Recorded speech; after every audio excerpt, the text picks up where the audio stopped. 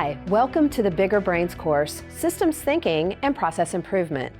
My name is Christina Tankersley, and I've been teaching and consulting in project management and process improvement for over 25 years. I love systems thinking and process improvement because it helps people work together to reach strategic goals in their organization. This course is intended for anyone who is interested in problem-solving organizational issues through systems thinking and process improvement.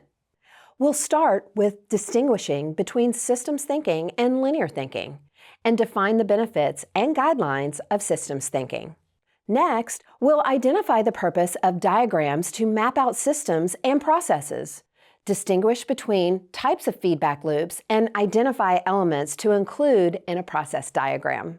From there, we'll identify two ways to identify a process to put through process improvement and create a weighting system to determine which process to improve.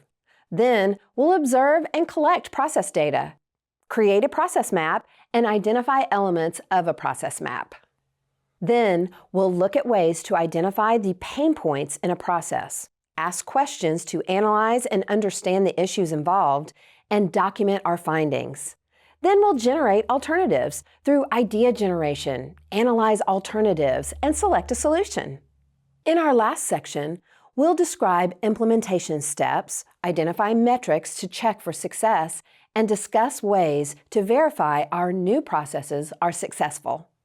By the end of this course, my hope is that you will be able to identify the elements of systems thinking and analyze and improve the processes in your organization.